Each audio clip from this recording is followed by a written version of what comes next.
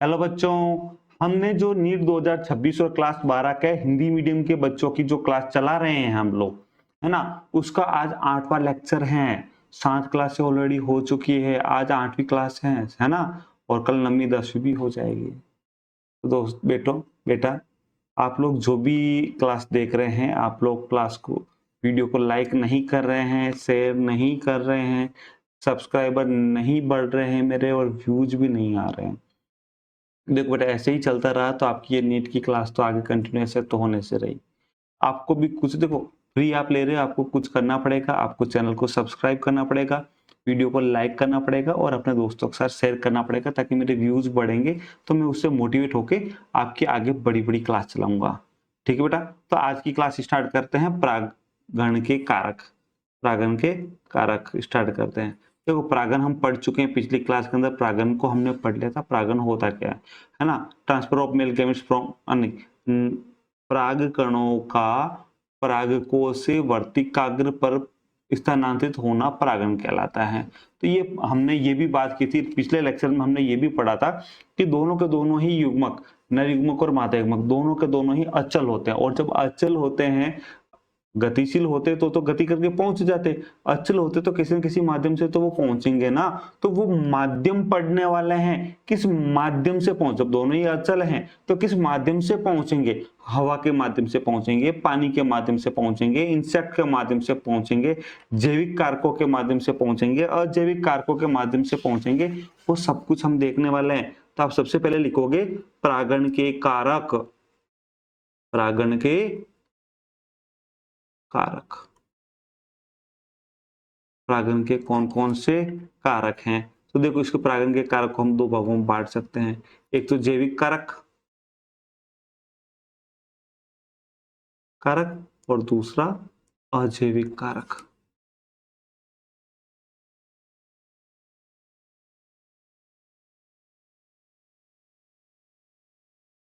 दूसरा अजैविक कारक, देखो इसको समझना आप। जैविक कारक, इसको बायोटिक फैक्टर भी बोलते हैं, बायोटिक फैक्टर। और अजैविक कारक एबायोटिक फैक्टर, क्या बोलते हैं? एबायोटिक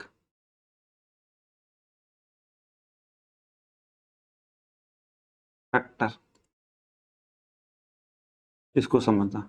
जैविक कारक मतलब जिसके अंदर जीव, वे कारक जिसके अंदर किसी जो जीवित हो, जो लिविंग थिंग हो, जीवित जीव हो, उसके कारण अगर परागण हो रहा है, चाहे वो इंसेक्ट हो, चाहे वो बर्ड हो, चाहे चमगादड़ हो, कुछ भी हो, है ना। लेकिन जीवित जीवों के द्वारा अगर जनन हो रहा है ना, जीवित जीवों के द्वारा, तो वो जैविक कारक के अंतर्गत आएगा। और अगर जीवित जीव नहीं है और अजीवित चीजें जैसे वायु है, जल है, इसके द्वारा अगर परागण हो रहा है, तो वो जीवित जीवों द्वारा परागण हो रहा है तो जैविक कारक में। और अजैविक कारक के अंदर वायु है, जल है, मतलब अजीवित जो कारक होते हैं ना, उसके अंदर जैसे वायु, ये अजैविक कारक है वायु। इसके वायु से होने वाले परागण, यही मैक्सिमम परागण यही होता है, ध्यान रखना, अजैविक कारक के अंदर। और जो वायु से होने वाला परागण होता है ना, उसे एनिमोफिली कहते हैं। एनिमोफिली, वायु से होने वाले परागण को क्या कहते हैं? देखो, नीट में एग्जाम आता है, वायु से होने वाले परागण को क्या कहते हैं, चमगादड़ से होने वाले परागण को क्या कहते हैं, आता है। तो वायु से जो परागण होता है उसे बोलते हैं एनिमोफिली। इसी प्रकार जल से भी परागण हो सकता है बेटा, जल से, वाटर ना बेटा, वाटर से भी परागण हो सकता है। और जो वाटर से परागण होता है उसे बोलते हैं हाइड्रोफिली। सबके अंत में फिली आने वाला, हाइड्रोफिली। ये तो हुए जैविक कारक। जैविक कारक की बात करेगा अगर हम लोग,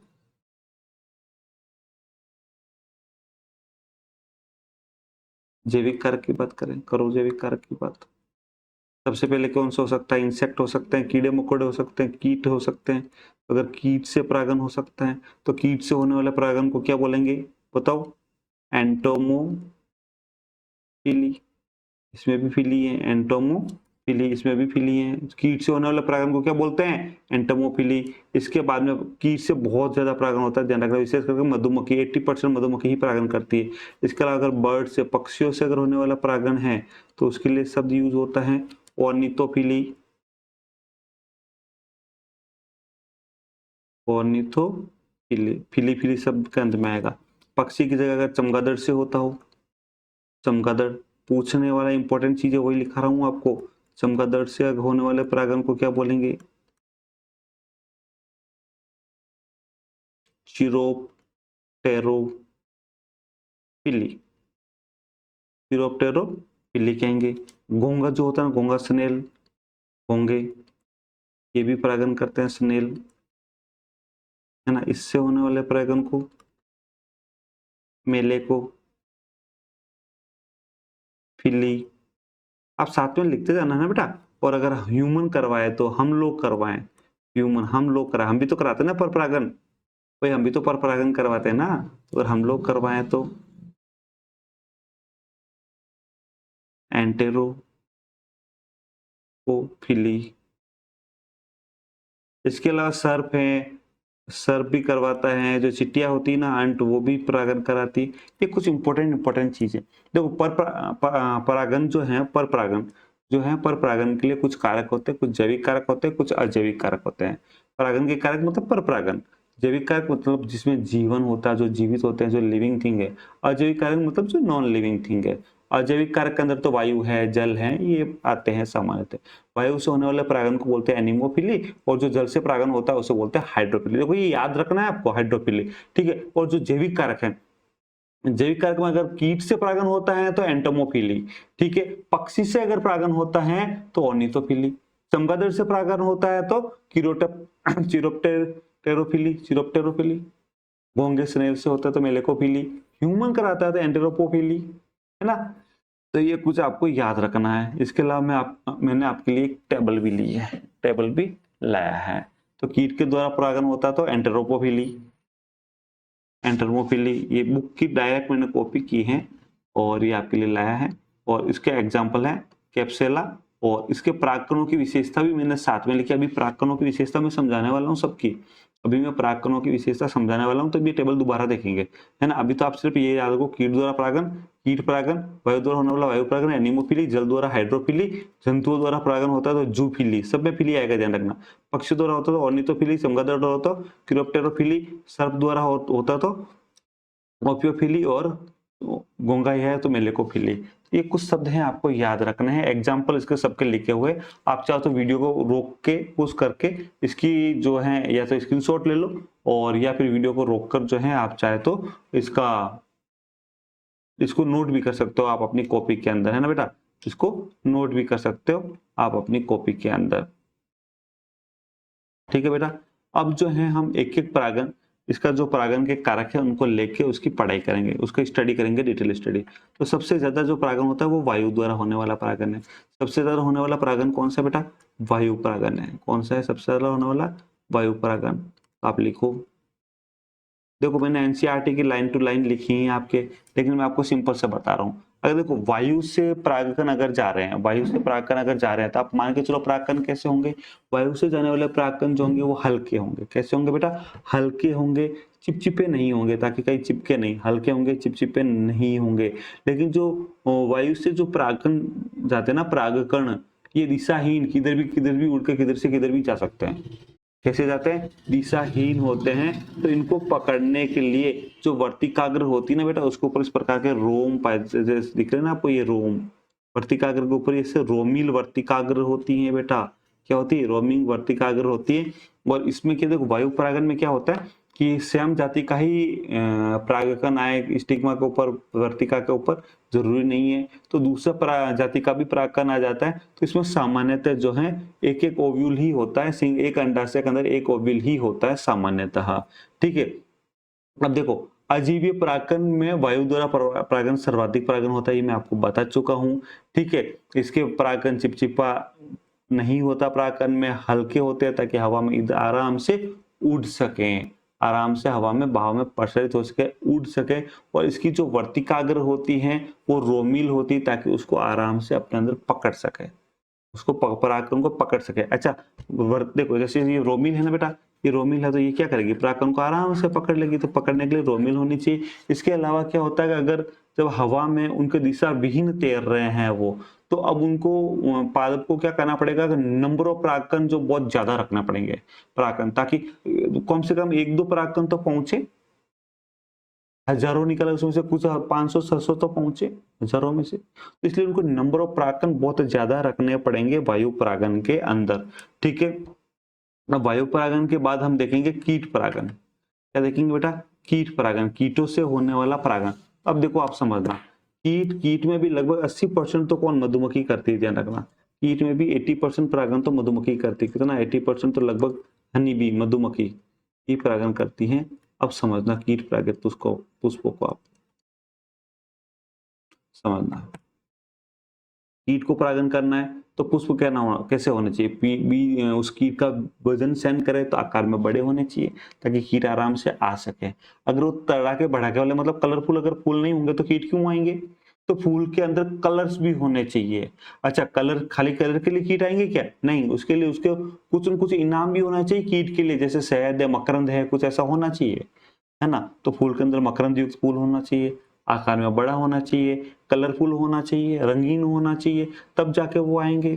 ठीक है, अब जब कीट आए तो उसके ऊपर परागकण चिपके, इसके लिए उस परागकण के बाहर की ओर क्या चिपचिपा पदार्थ भी होना चाहिए, जिसे पोलन कीट कहते हैं।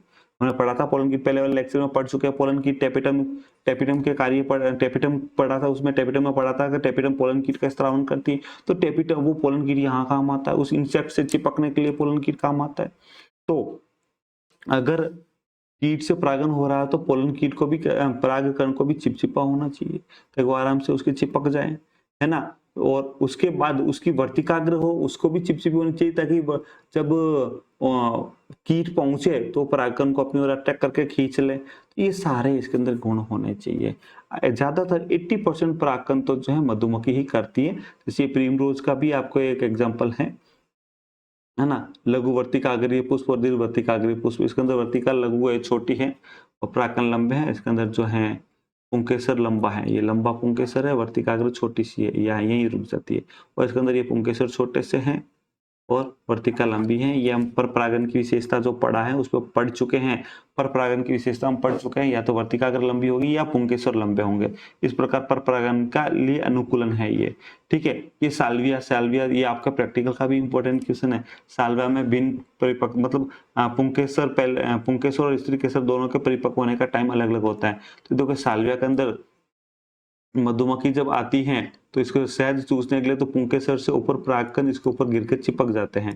अब जब नेक्स्ट टाइम दूसरी फूल के अंदर शहद लेने के लिए जाएगी, जीव अंदर जाएगी तो उसके ऊपर बैठेगी, तो प्रेशर से जो ये वर्तिकाग्र है ये इसके ऊपर टच होगा, जैसे ये परागकण इस वर्तिकाग्र पर ट्रांसफर हो जाएगा, तो इससे ये परागकण इस वर्तिकाग्र पर ट्रांसफर हो जाएगा। और इस प्रकार मधुमक्खी जो है साल्विया के अंदर परागन करवाती है। इस प्रकार मधुमक्खी साल्विया के अंदर परागन करवाती है। देखो ए के अंदर मधुमक्खी का प्लेटफॉर्म पर बैठना भी मधुमक्खी द्वारा अपने सिर के अंदर धकेलने की चेष्टा से पुंकेसर पाली के दबने से परागकोश के झटके से क्या होगा, जब अंदर घुसेगी ना, फूल के ऊपर बैठेगी, जब अंदर घुसेगी झटके से ऊपर परागकण उसके ऊपर गिर जाएंगे।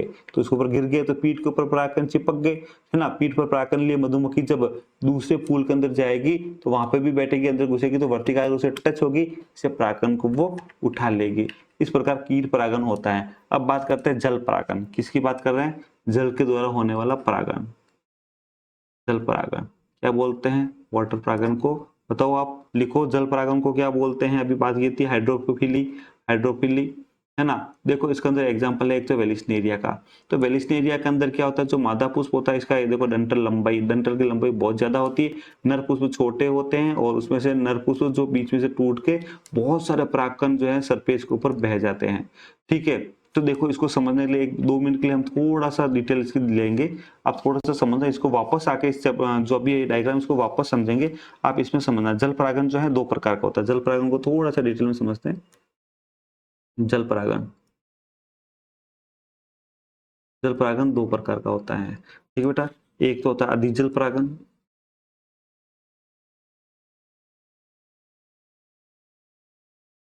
अधिजल परागन, और जो दूसरा होता है वो होता है अधोजल परागन।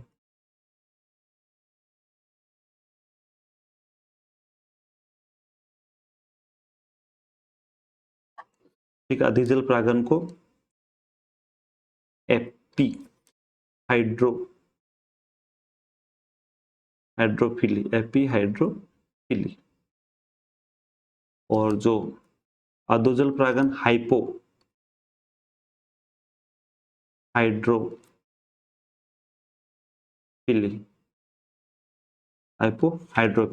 अब जो ये अधिजल परागन है, इसके अंदर क्या होता है कि परागन जो है, परागन जल की सतह पर होता है। कहाँ होता है? जल की सतह पर होता है, समझाऊंगा अभी, सतह पर होता है। और जो अधोजल परागन या हाइपोहाइड्रोफिली है, इसके अंदर परागन जल के भीतर होता है। कहाँ होता है? सतह के नीचे, जल के भीतर। परागन जल के भीतर होता है।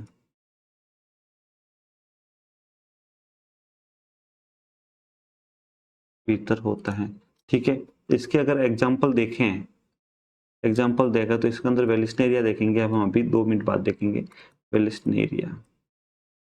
और अगर हाइपोहाइड्रोफिली की बात करें, इसका एग्जाम्पल देखें एक बार, तो जो समुद्री घासें होती है, समुद्री घासें,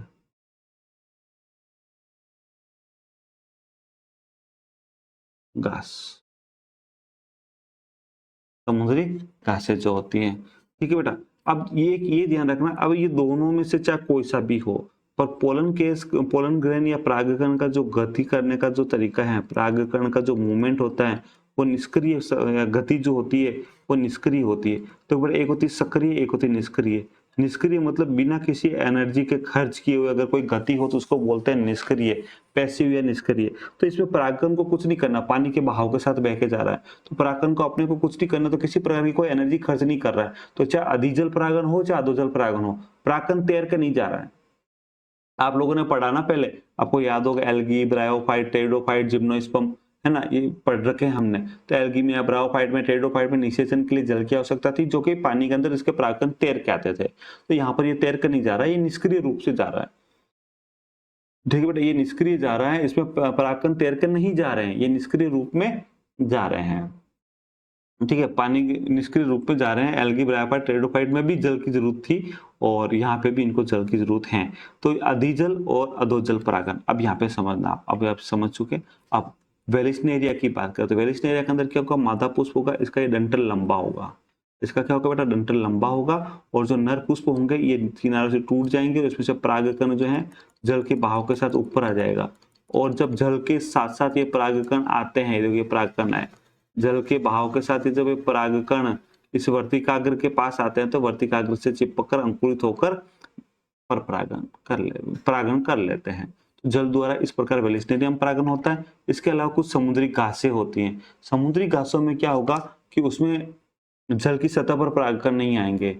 समुद्री घासों के अंदर जो समुद्री घासें तो समुद्र के अंदर डूबी हुई होती हैं, सतह के नीचे डूबी हुई होती है। तो इस प्रकार बहुत सारी जो जातें सतह के नीचे डूबी हुई होती है, उसके अंदर जो परागकण होते हैं वो लंबे फीते जैसे होते हैं। कैसे होते हैं बेटा? लंबे होते हैं, फीते जैसे होते हैं, तथा जल के भीतर ही निष्क्रिय रूप से बहते हैं। जल के भीतर ही बहते हैं, किनारे पर भीतर ही बहते हैं, और जब वर्तिकाग्र तक पहुंचते हैं तो परागण हो जाता है। जल के भीतर ही बहते हैं, निष्क्रिय रूप से लंबे फीते जैसे होते हैं, तो जल के भीतर ही बहते हैं। जो वर्तिकाग्र के पास पहुंचे तो वहां पे उसे अटैच होकर परागण कर देते हैं। अच्छा, एक चीज ध्यान रखना, जो जल परागित अधिकतर प्रजातियों के अंदर जो जल के अंदर रहती हैं, रहते हुए भी उसके अंदर वायु परागन या कीट परागन या दूसरे प्रकार का परागन होता है, जल परागन होता है, बहुत कम होता है। तो ज्यादातर पादप जो हैं जल परागन को अवॉइड करते हैं, टालने की कोशिश करते हैं, ये ध्यान रखना। अच्छा, अब जो जल परागित प्रजातियां होंगी उनके परागकण होंगे पानी में गीले ना हो, इसलिए उसके चारों श्लेष्मक से आवरण होता है, जिससे कि वो सुरक्षित रहते हैं जल से। परागकण, ये भी ध्यान रखना, पराग जल द्वारा होना परागकण, जिन पौधों में जल द्वारा परागण होता है ना, परागण, उसके जो परागकण होते हैं उसके चारों ओर श्लेष्मा का आवरण के द्वारा वो परागकण सुरक्षित रहता है। ठीक है ना बेटा? वायु एवं जल परागित पुष्प, जो परागित पुष्प है, वायु से होने वाला परागण, वायु परागण से जो पुष्प परागित होते हैं वो, और जो जल से परागित होते हैं वो, दोनों ही पुष्प के अंदर कलर रंगीन होने की जरूरत नहीं होती। ठीक है, और उसके अंदर किसी प्रकार के मकरंद की भी जरूरत नहीं रहती, ये ध्यान रखना आप। तो हमने जो है परागण के कारक पढ़े, अलग हमने एक टेबल बताई आपको, इस टेबल में से क्वेश्चन आने की पॉसिबिलिटी है। कुछ इंपॉर्टेंट थे वो टर्मिनोलॉजी मैंने आपको लिखाई, और इसके बाद में आपको वायु परागन, वायु द्वारा परागन, जल द्वारा परागन और कीट द्वारा परागन, और उसमें जो प्रैक्टिकल में और थ्योरी में, चाहे वो सीबीएसई है चाहे आरबीएसई है, दोनों के ही जो अंदर आए हुए वो मैंने आपको समझा दिया है, और नीट में आए हुए कुछ क्वेश्चन के भी आंसर मैंने बता दिए हैं। अब देखो भाई, आप अगर शेयर नहीं करेंगे, आप लाइक नहीं करेंगे, और अगर मेरे व्यू नहीं आएंगे, तो आपकी क्लास आगे कंटिन्यू नहीं हो पाएगी। तो आप चैनल को सब्सक्राइब करें और अपने फ्रेंड्स के साथ शेयर करें, ताकि हमारे चैनल पे व्यूज आएंगे तो फिर आपकी आगे क्लास कंटिन्यू रहेगी। चलो मिलते हैं कल की क्लास के अंदर।